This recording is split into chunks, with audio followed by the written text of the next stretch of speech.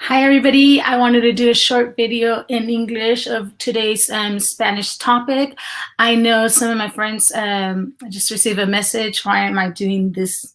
Why am I not doing this in English? But my focus was in Spanish for today. But I do want to share a little bit about today's topic, that it is about margin space. Sunday gives us an amazing opportunity to do two things in one. So it's the end of our week. It's the last day before we start our physical back to work kind of schedule. But for those that are in the faith community, it's also the first day of your week, and you usually started with some sort of devotional, or you started with your gathering of faith if you are back in your faith gathering place, or if you are looking at it via YouTube or some other social platform. So I want to talk to you about the need of margin space.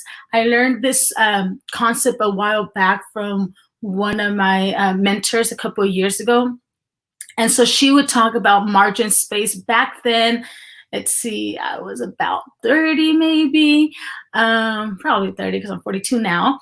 And I really didn't understand when she would talk about margin space. In fact, it would kind of irk me a little bit because I thought I have so much to do, so much to say, and I'm always on the go, go, go. I was working a couple of jobs. I was finishing up my career. I was involved in full-time ministry in a way, and I wasn't. But I was doing so much, and this concept of margin space, I really didn't understand it. In fact, I really did not want to embrace it. I wanted to devour the world in that time of my life. And I neglected my body. I neglected so many hours of sleep.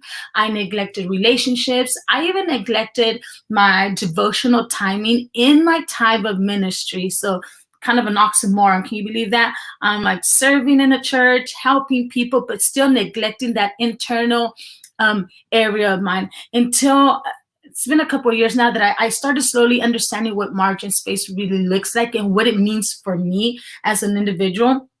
And so I want to show you an example of a life without margin space on paper.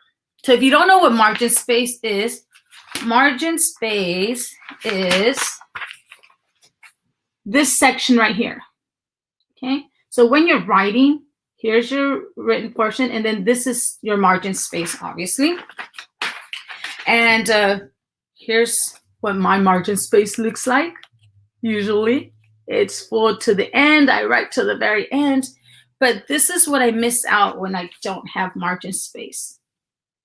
I miss out on taking a pause in my life and just going back and revisiting areas that I might need to just go over. I might need to ask for help. So when you're having margin space in your life, you're giving yourself an opportunity to pause, go back, revisit what happened during the week, and then make some mental notes. What is it that I need this week so that I can be productive the next week? So Sunday proves as a great opportunity for us to do that. Again, it's the last day. You give yourself a physical day of rest. But then if you're part of a community of faith or just someone who decides to take a devotional journey, you take that time to also do some internal rest and to regenerate yourself. And that happens through a lot of different ways. For myself personally, I have to sit here. You can't see it, but I'm like right here by my piano. I have to sit here on the piano. I take my tablet. I'll read some sort of text, whether it's sacred text or something to inspire me and just regenerate myself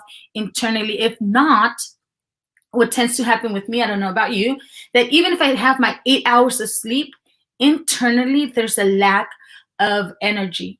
There's this lack of motivation just at the beginning of the week. So I want to make sure that as I close my physical working week, I take enough time to rest. I don't take out all the grading papers. I don't leave them till Sunday night, which I have been guilty of.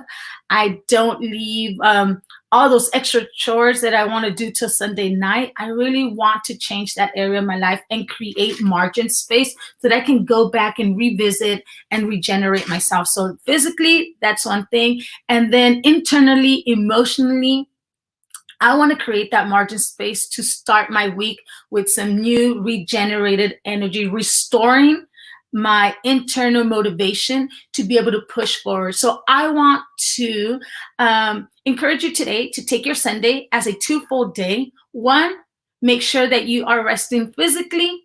Number two, make sure that you are taking that day of rest internally to regenerate yourself and then put your best foot forward as we start a new week. Happy Sunday to everybody.